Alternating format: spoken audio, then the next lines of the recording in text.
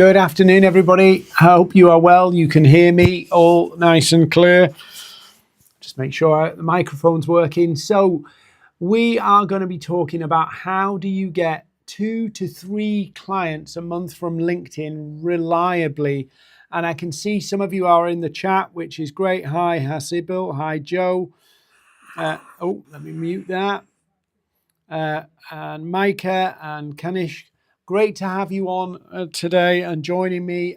So how do we get these new clients? Well, I've got a little bit of a slide deck to share with you. We'll jump around with LinkedIn and we'll have a look into this. But this is what I'm doing. So this is what I've been doing for years. I've been approaching LinkedIn with a very simple approach.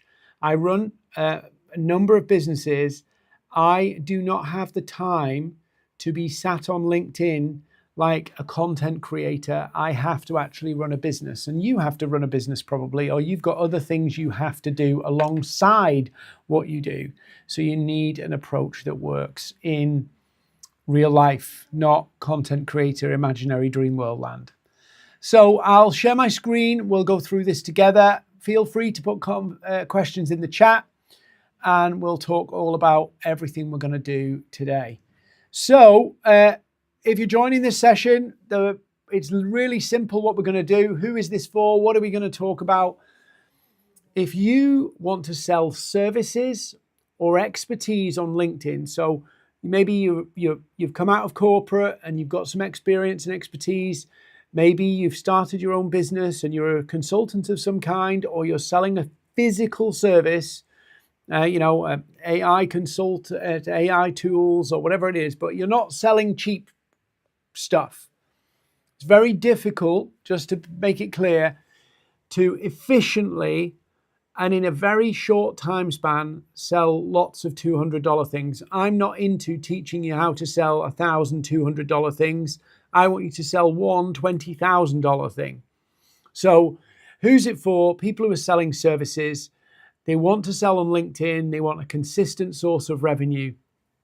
But you don't want to do the icky sales outreach or spend hours on the platform. That's the rule of what I'm going to share with you. So if you want to go viral, this is not for you. If you want to sell a $200 thing 1,000 times or 100 times, this is not for you. This is for people who want to sell high value services, don't want to spend forever on the platform, want to do it efficiently, do it, get done, get off, because you've got client work to do, client projects, whatever you're doing. So if you've never been to one of these before, I've been doing these live every week for 6 years, teaching people, helping people, guiding people. I'm one of the top social selling experts on planet Earth today. I've been doing this for 14 years. I've helped people generate more than $100 million of business. And Maverick, which is the company I founded, is the #1 social selling training company, the largest there is on planet Earth too. So that's why you should listen to me. I've done this myself as a solopreneur and built this business, built my expertise, built my reputation, all by just consistently doing the right things over and over and over again, not chasing the trends, the hacks, the hype, just going and doing same old, and making money doing it. So there's 5 parts to what we're going to look at today. The first one, your 4-second value proposition. Second, pre-selling profile. Third, an audience of buyers. Fourth, authority content. And 5, your conversion engine. Now, it's tempting to go, do you know what? I just want the conversion engine. But actually, it's the other stuff that actually sets up your conversion engine. Without that foundational stuff, the conversion engine doesn't work. And I have a sneaking feeling that many of you on this live today have built the conversion engine, done that thing, but then it didn't work. You've copied the post templates, you've copied the outreach templates, you've done it and it didn't work. So a lot of what I'm going to share with you is going to actually make sense of, I get now why this hasn't been working for me. And that's probably the biggest light bulb moment for you. So let's look at what this 4-second value prop is. And I'm going to look at it in a couple of different ways. The 4-second value prop isn't one thing. It's everything you do. In everything that you're doing on LinkedIn, you need to make sure that instantly, your ideal client can go, that's what I want. That's relevant to me. Whether that be your posts, your messages, your profile, your webinars, your newsletters, your blogs, whatever you're doing, they've got to instantly, immediately, within seconds, go, that's relevant to me. If they don't do that, you've lost them. As much as I would love to say that people will pay attention because it's the smart thing to do, they pay attention because of their own self-interest. And people are wandering around wanting things. I want to make more money. I want to have more time off. I want this. I want that. They want that. And we are operating in a commercial market where the best way to make money is to satisfy people who want things. And so if you want their attention, if you want them to look at your offer, you've got to lead with what do they want. Now, here's where most people fail.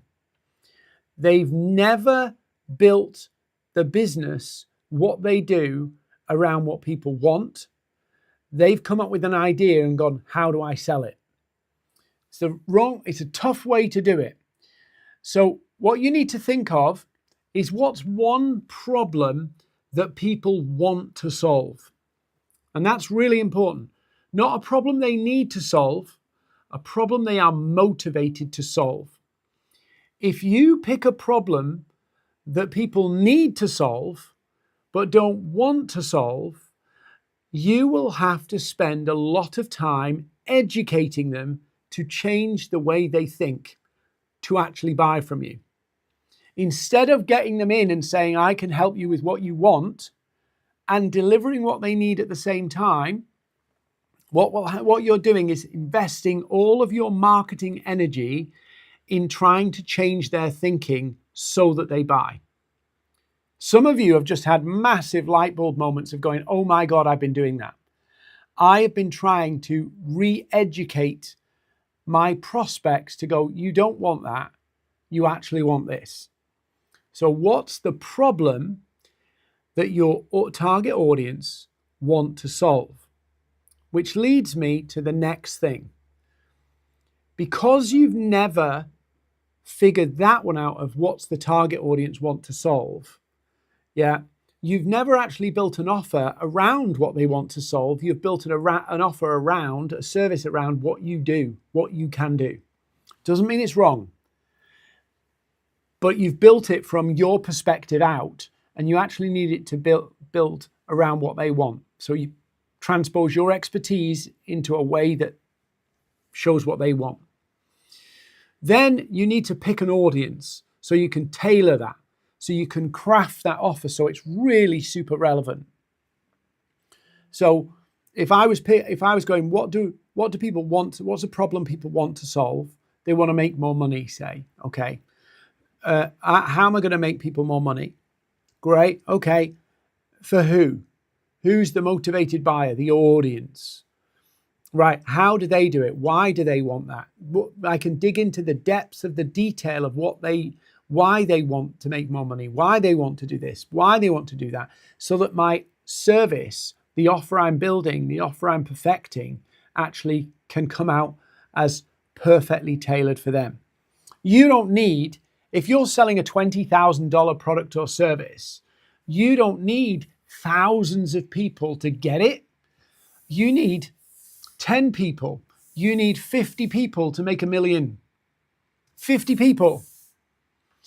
So if you pick the people, build the offer around them and the problem they want to solve, you can now craft your message, which is your content, which actually sets up that sale. So you're playing a micro game with big money. Think about it like that. Play a micro game with big money. Will you be the most well-known person on LinkedIn? No, but you'll be making good money because you've zeroed in. then you need the process to actually do it. So this is what we call the 5 whys. But it comes down to, you cannot build your 4-second value prop until you understand your 5 whys. Because what will happen is they will be general, they will be vague. They won't quite resonate, like ships passing in the night, close enough to see each other, but just a near miss. You know, you've got the right people hanging around of you, but they don't inquire. It's just a near miss. Yeah. So that's the 4-second is to grab their attention, but you can't build that without and draw that into a process unless you know what they want and you've mapped all of that out against the 5 whys. That's kind of foundational to what you want to do. Next, yeah, people don't buy just because you pitch them. You know that, I know that. We're addicted to stuff like this. You get them every day, I get them every day. They don't work, but people still do it because there's the hope that one of them might bite. The 1 in a million might work. So instead, what you need to do is think about, how do I make this sale as easy as possible? How do I get leads as easy as possible? And it's about first setting up your profile to pre-sell. Pre-selling profile. So what is that? Well, if you go onto LinkedIn, you follow what I'm showing you here today, you will start to get people noticing what you're doing. The right people, those 50, will start to notice what you're doing. And if they come to your profile and you've dialed it in with your 4-second value prop on your profile, guess what? They're now starting to go, that Dean's interesting to me. So they start to have a look through your profile. They start to have a little dig, a stalk, a cheeky stalk of your profile. And instead of having your profile set up like a CV, like most people do on LinkedIn, and they say how wonderful they are, you set your profile up like a landing page to a website.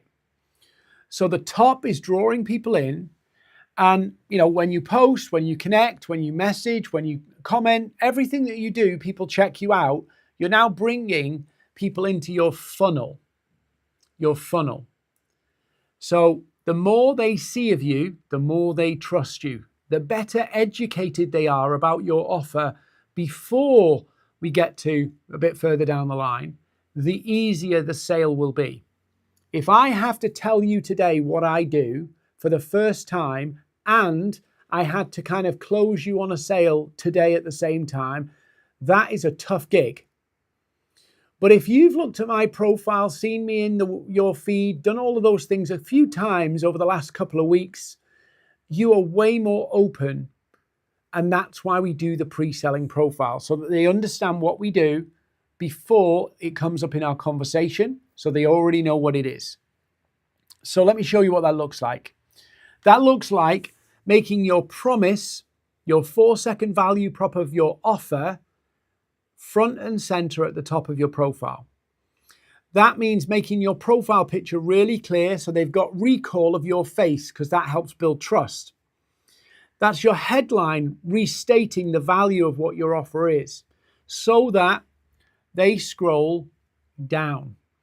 They look at your services section and they can see some of the things that you do. They can see the services you offer. And then they go to your featured section, which is your prime real estate, where people click. And I have in my featured section, my social selling accelerator, which is the one offer I am marketing and promoting on LinkedIn, so that's the thing that people look at. I also have my newsletter there, my sign up for my newsletter, and I have my speaker. I'd recommend you doing social proof there. It's more powerful to put the social proof in that space. So now what we've done is, as we start to make an impact on the platform, we now have a profile pre-educating, pre-selling, pre-showing the value that we defined in that first part, the 4-second value prop that we built all our 5 whys out of. We built all of that. That then goes into our profile, so that as people check us out, they know what we do. They know the value to them, and it aligns with what they want, because selling into a need is very, very expensive. So that's all done. Now we need that buyer group, that group of buyers. Now let's say, for an example, let's say you need 2 to 3 clients every month. Yeah, you're not going to connect with 2 to 3 people. You're going to grow your network with exactly the right people. Why? So you have not just 2 to 3 coming in every month. So you've got loads of people who are exactly the right fit from your 5 ones coming into your network every single week. I recommend sending between 10 and 20 connection requests to your ideal market, your ideal client, every single day. Why? You only need 2 to 3 clients. Why that many, Dean? Because some of them will sit in your network and learn about you over the next 2 months. Some of you will take 12 months to really build trust in you. Some of them will come in and they're just discussing that problem right now and will want to talk to you more quickly. If you have that flow of ICPs coming into your network, guess what? You don't have this problem, your network dying. I've met so many people where they say, oh, I've got a great network. And that network's been built over a decade. And it sounds great until you realize half the people are dead. Half the people are retired. Half of them have changed industries. And you've got this tiny little bit left that's actually no use. Your network will turn over, will change, will morph. Every single day, people are changing jobs. And so you want that flow of people coming in, not just because you need leads, but to keep your network fresh. Because the people most likely to see your content are not your old connections. They're your newest connections. They're the people who've interacted with you the most recently. So if you are growing your network with your ICPs, that is your ICPs. That is the people you want to pay you. So you need to grow your network 10 to 20 every day. That will give you somewhere around a net group of around 100 or so, maybe 200 new connections, new ICPs in your network every month, learning to know your name, learning about you, knowing that you solve a problem they might have. So you're basically building your own ecosystem of people, buyers around you. A couple of quick things on that. If you're going to grow your network, grow with second degrees. People get a bit cautious about connecting with third degrees, so grow with second degrees. Yeah, and there's loads of them on LinkedIn. You can use Premium or Sales Navigator to find them. So you've got these people coming into your network, and I'll just say the domino that makes all of this successful, the domino is actually growing your network. That's the big domino. You think it's some secret strategy. The domino is if you don't have enough people coming into your network to build the trust, you end up fishing in a shrinking pond. You want to expand that pond with more of the right people. So more of the right people are around you. And guess what? If they engage because your content's now resonating with them, you're set. So you've got to build your audience with buyers. Now, just to factor in, not everybody is active on LinkedIn. Some people log in every blue moon. Yeah, they log in every couple of months. They have a look and log out and never see them again.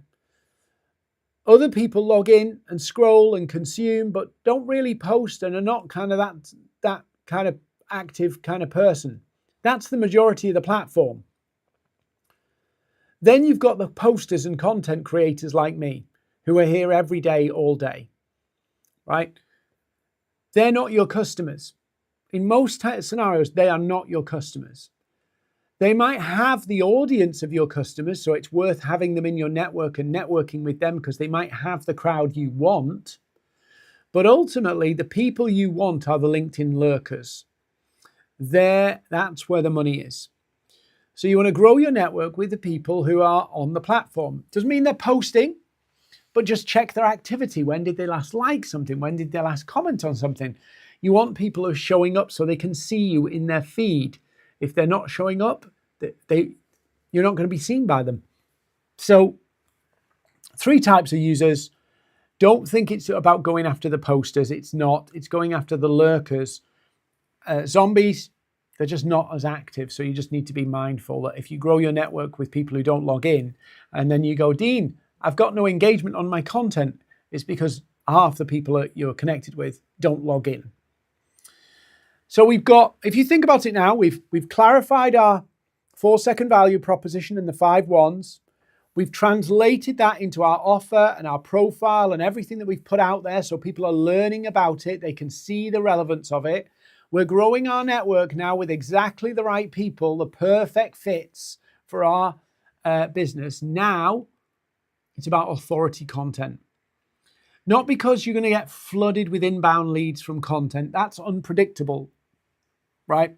But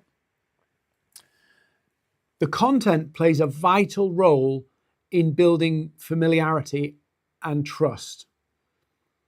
Now, here's the thing about trust. Trust comes from recommendations, other people who you trust recommending you, and maybe you get referrals and word of mouth right now. It comes from brand and reputation. Your brand built, people know the name, so they trust you. That is what you need to build on LinkedIn. You don't need millions of people to know your name. You need the buyers to know your name. And so your content's job is to build that trust. You build that trust by a consistent message. You build that trust by being super relevant. You build that trust by being consistent. And you build that trust by literally just showing up. Literally just showing up. So this is called the mirror exposure effect. The more people see you, the more they like you. The more people see about your offer, the more they trust it. So the more they see you, the more open they become to buying. So that's what we're going to do with our content. Yes, we want inbound leads, of course, but we want to build the trust.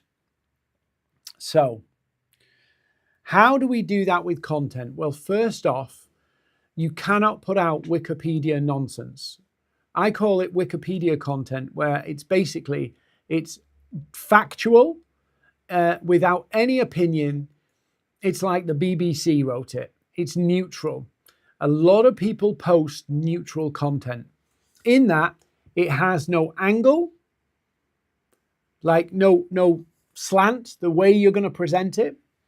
It has no perspective, as in it doesn't advocate for any opinion or belief. It's not opinionated. It's not advocating for a particular way. Like, for an example, you should put posts out explaining talking about the problem that you solve, that people want to solve, and advocating for your approach to solve it, your method of solving it. You should be advocating that method, not selling your stuff, advocating your way. So that if people go, that makes sense, they've actually bought into your approach. So you need to advocate your perspective, your approach, your model of solving it, and say, this is what will solve it. This is how it's done. Not in a salesy way, in an educational way. Educate people why your way is the best way. You don't need to say that. Say, this is why this way works, and explain it. So you need those opinions, those beliefs, those convictions. And then they need to see you and your experience. They need you to tell those stories and help people understand concepts and problems and challenges from what you've experienced working with other clients. Your experience does two things. A lot of people go, Dean, when you share those stories about what's happened to you and what you're doing, how do they actually generate leads? And I'm like, they help people get to know me. And this is the important part, business is not just business. Business is personal too. People buy into you before they buy into what you do. If they don't think they can trust you, if they don't think they'll get on with you, no matter how good your offer is, they're not going to buy. And so these posts have to have that kind of experience element of your backstory element into it. because they are fundamentally buying from you first. They're buying into you first before they buy from you. So I call it APE, an interesting angle, something novel, a personal perspective that you're advocating for, a belief or an opinion or a strongly held conviction. And then you need the experience, the depth of your knowledge and the past stories, client stories, all that kind of stuff to use so that you're not creating boring content or content that could have been written by anybody. So you need that. But if you want the authority content that really elevates you and they see you as the go-to person, you have to really think about how that's done. Because often what we do is we drift into promoting or posting promotional content, thinking that will help people buy. It won't. It will help people know, but it won't help people give people a reason to buy.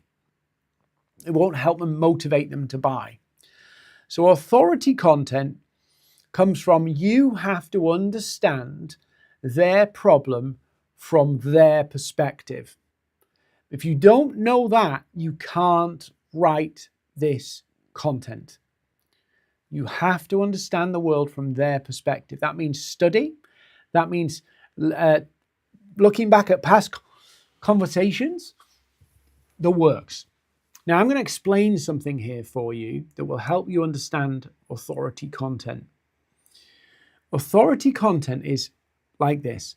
Often people will tolerate things that should be intolerable. They normalize their pain. And so I've got an example here on screen of two beat up cars. Very old, they're actually Russian, I think, cars. They used to be called Ladas. One of my friends at school had one and everybody used to laugh at him when his family dropped him off because it was a banger back in the 80s, right? Now, you can normalize that. You can get used to a car that doesn't start properly. You can get used to a car where the windows don't roll down. You can get used to a car with rust on it. You can normalize it. And when you normalize it, people think that's just the way it is. That's just the way it is. And it'll be like this forever. Nobody's thinking that car's going to break down and I might lose my job. Nobody's thinking about that. They're just going, it's all right, it'll do. If it might do it, it might not. And so if you want to actually help people drive action taking and really stir them up so that they see you understand their perspective, you understand their world, but also you've got answers, you have to wake them up to their pain. If they don't get woken up to their pain, they'll sit and live with it. And one of the mistakes people make is, I know, to get leads, if I show you how smart I am, you'll buy from me. That doesn't work. So what happens is when you think like that, you go, what tips could I give? What how-tos and guides could I give you to prove that I'm brilliant? And so you make all this stuff, you do all this stuff, and guess what happens? You've actually, yes, you've built trust. Yes, they go, wow, Dean knows what he's talking about. They do all of that. But you've just given them the tools to say, you don't need to pay to fix this. You don't need somebody else to help you with this. You can do this for free. You can do this yourself, which is really empowering, really, what you're doing. If you're giving lots of free help out, you're empowering people. But you're also empowering them to do it themselves. Or, at the very least, you're empowering people to go and do it themselves and delay the sale, delay the conversation, because now they're going to have a go themselves and you'll have to wait until they don't do it or they struggle to do it, and then they come back to you for help. Now, that's quite a good strategy, but just be aware, if you do that, you delay the sale. You delay the opportunity. And some people might download 3, 4, 5 things or ask you 3, 4, 5 things before they actually buy. Now, if you're trying to build super high level trust, great, but be aware you are pushing that sale and that opportunity further down the road. You put it more at risk of not happening. Many people do this in webinars that, like I'm doing today. They overload you. I'm going to give you a ton of stuff here, but they're not prepared to wait because they've given so much value. People need to go and try and do it themselves before they come back. They'll struggle for a few months and then eventually they come back to you. If you need leads on a consistent level, you have to find the balance of how long are you going to be prepared to wait to get a sale if you're going to give lots and lots of advice. Now, I've got a big business, lots of people signed up for this today, so I'm quite happy to wait. But if you're a small business, you might not want to wait 3 to 6 months to get a client because you've extended the sales journey with lots of how-tos. So what do we do instead? Well, what most people do is they will try to say, well, what if that car blows up? And they'll start speaking to the pain points. Start talking to the pain. There's a problem with that. They won't believe you. They won't believe you. If somebody's normalized their pain, they're used to it. Telling them it's going to get worse won't make them change because they are in a comfort zone. And so you just telling them it's going to get worse, yourself, you've been in comfort zones and you've been in a comfort zone and you've known that this will get worse, but you've still not done anything about it until the shit hit the fan. You've put off things that you shouldn't have put off, and then it's caused a crisis for you. So people like to stay in comfort zones, and it doesn't feel like a problem. Once they've normalized their pain, it doesn't feel like a problem whilst they're there. And they go, I'll do it next week, I'll do it next week, I'll do it at 6 months' time, until that comfort zone runs out, till the crisis hits. So if you just go down that route and they've normalized their pain, you will land on deaf ears. Your message will land on deaf ears. And also at the same time, on LinkedIn, there's this weird quirk where people don't like to engage with content that's negative. And often when you talk to the pain points, it comes out as, this is why you've got this problem. Most people do not want to raise their hand by liking and commenting and engaging on a post where, in effect, they feel like if I engage with this in some way, I'm admitting I have that problem. I don't want my boss, my suppliers, my customers, whoever, my employees, my colleagues to know I've got that problem. So you really don't want to go negative. I made this mistake for a long time. And I'd get messages from people saying that was a great post, but some people wouldn't engage. Now, what happens? You lose visibility if you don't get engagement. But people will happily engage with more positive stuff. People will, avoid the post where it says, the reason you haven't lost weight is because you eat too much. You don't do any exercise and you keep giving yourself excuses. Very few people will engage with that, although it is very true. But if you're traveling a lot and you're struggling and you want to get fit, here's some practical things you can think about. Oh, yeah, you're right, actually. I do struggle to keep my fitness regime and healthy eating regime because I travel a lot. People are happily more engaged with stuff like that than you just calling them out. Call them up, don't call them out. So if you just talk to the pains, you will struggle. So instead, what you need to do is create what's called agitation. And it's where you contrast their current state with where they could be. So what you do, in effect, is you make the comfort zone uncomfortable because you're painting the picture of a better comfort zone. So if you've normalized the pain, you got used to it, you've created a comfort zone. But what you do is you create a new comfort zone of where they could be, where they want to be, which your process, your service, your methodology will help them get there. And you contrast those two things together. You could put them up against each other so that they actually go, oh, I don't like it here anymore. And I'll use the example of this. If I got your car today, and let's say I took it in, it was gone in for a service. Your car's gone in for a service. And your car's okay, it's all right. And then because of a problem in the garage, we're going to have to give you a courtesy car. And that courtesy car, you can have it for a week because we're a bit backlogged. So your okay car, whatever your okay car is, and I give you as a courtesy car a brand new £150,000 Range Rover with all the bells and whistles, and you've got this for a week. You're sat in it, you're experiencing it, you're feeling it, all that kind of stuff.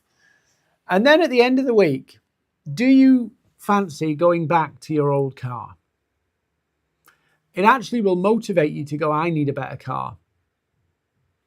That is agitation.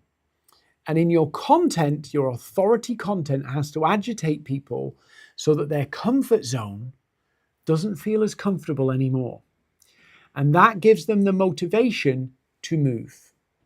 That gives them the motivation to act. That's what your content has to do. Now, will this content go viral? No.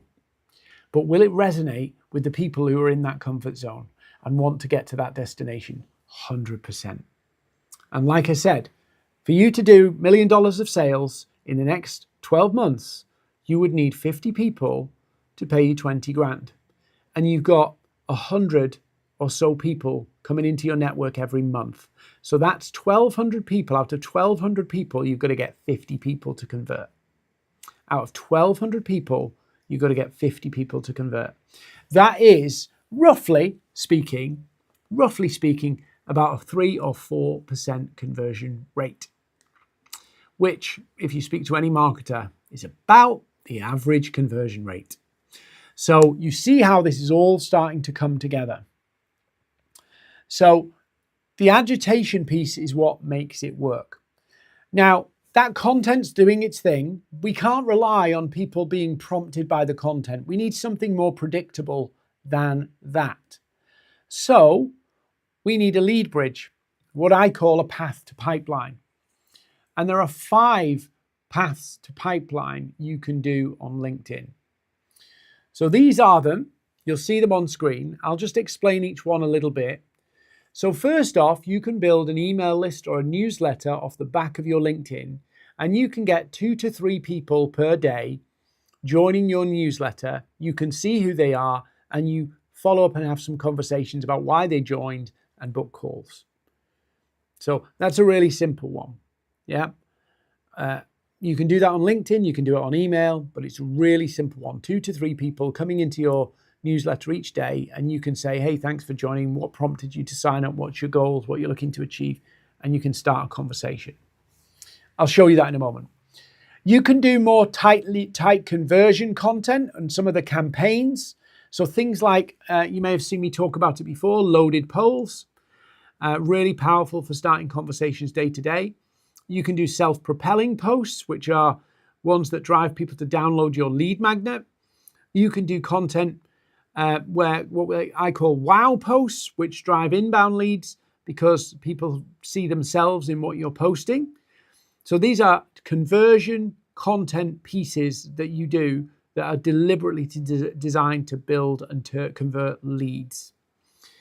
Then you've got events and webinars, exactly like I'm doing now, and I've been doing for the last 6 years. I will teach into a particular topic, teach my approach. And after this call, some people are going to DM me and say, Dean, how can you help me do this? And some of you will go into my email newsletter and be nurtured for the future. And some of you will go off and have a go yourselves and then come back in a few months when you've struggled with some of the implementation, and we'll help you implement. So these events are really powerful because, one, the title of the event gets people to hand raise, but also you're building trust because I'm teaching you as I'm going. So you're getting an in-depth teaching experience with me as I'm showing you how I build my business. I've generated more than $10 million and 125,000 leads from doing one live every single week. And I'm not teaching anything new. I'm just teaching my different elements of my methodology and my approach to getting clients from LinkedIn or any platform. I deploy this on Facebook too. So I'm teaching you my methodology through the medium of live. Really powerful. LinkedIn's brilliant for this. And you can get those people coming into your network are the people who come to the live. That's how it works. So really, really powerful to do. Now, some of you might be more sales-led. You might have a 5 or 6 or 7 figure deal you're trying to do with major, CEOs and big companies, corporate sales, shall we say. You need to build the relationships over a longer period. So you need to plan out that process. So this is a much more strategic way to build a relationship with somebody on LinkedIn where the deal value is significant enough that you need to invest time in that relationship. And you pace out the program. Some of you might have seen it. It's called my social selling canvas. It's where you map out your process of what you're going to do with, say, 150 prospects over the next 4 weeks to get conversations. I have a team here of about 10, 12 people on the team, and they do that for clients, map it out and also implement it for them. And they're actually generating meetings every week for those clients. So it's a strategic approach to building relationships where the deal value is significant. And then hyper-targeted prospecting. This is the sniper version of outreach. Hyper-relevant, but it's very targeted, not volume. So I can send 5 of these and book 1 or 2 meetings every single day. Josh on my team, he does 5 or 6 of these and books a meeting every day. Dave, who looks after our whole sales team here, every salesperson has a task to book 1 meeting a day, and it's not about volume.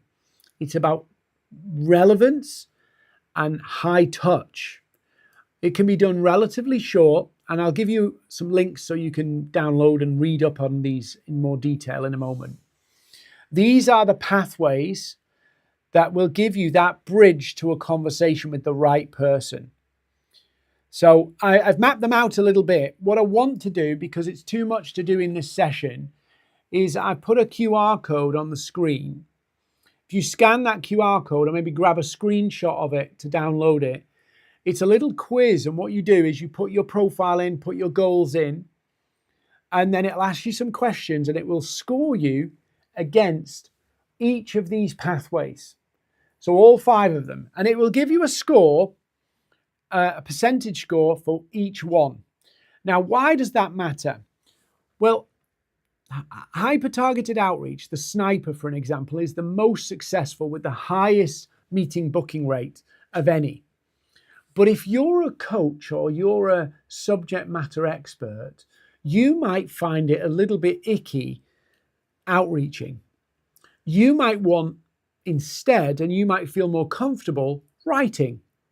So you might be more comfortable writing articles and insights and sharing them through to your ICPs and then booking a call through that. And there's a whole mechanism involved in that, but you might be more comfortable doing that. Or you might be going, do you know what? I'm great on camera, Dean. I love doing live videos and stuff like that. Okay, so what you need is you want to get 100 ICPs on an event like this every month and do it that way. There's not a one size fits all to getting clients on LinkedIn. There's not this secret sauce. It's about understanding your buyer, positioning yourself so that you appeal to what they want, and then having a process to do it. And that process will be different based on you, your personality, your style, how you like to do things. And if I said to you and forced on you to do it, outreach, and you're uncomfortable with it, you're not going to do it. And likewise, if I said to you, why don't you go live on LinkedIn and do an event every month? And that you might like the idea of 100 leads every month. You might like the idea of that bit. But when it comes to the crunch of you actually doing the live, you won't want to do it. So that's why we do this quiz is because we want you to pick the path that's best for you. So if you scan the QR code or screenshot it, it'll ask you some questions. It'll ask you what your profile URL is. It'll analyze everything you've put in. and it will give you a score for each one. And it may well be that there's 2 there, and it's even Stevens on the 2. So you go, do you know what? I'll do this one and this one, as long as you got the time. But all of them are designed that you can do them in short bursts. You don't need to be spending 2 hours on the platform every day, outbound commenting and doing all this stuff. It's about doing one thing really well to get a result. But like I said at the beginning here, and I'll stop sharing so you can see me because I'm a bit lost on the screen here. Let me just stop sharing there. Like I said, it won't work for you. It won't work for you unless you've got those other things in place that we talked about. If you don't have those key bits at the foundations of what we talked about, where we talked about like your 4-second value proposition, like the audience of buyers, like your pre-selling profile. If you don't have those in place, when you come to do the actions, they'll fall flat. You'll love the idea of doing the authority content. You'll love the idea of agitating your audience, but you can't agitate them because you haven't defined them. You can't agitate them specifically because you haven't got an offer that's aligned up with a particular problem. All of that starts to crumble because it's a bit on shaky ground. Likewise, you'll do events, you'll do webinars, you'll get people coming, but they'll see no need to buy from you. It's the foundations that make it work.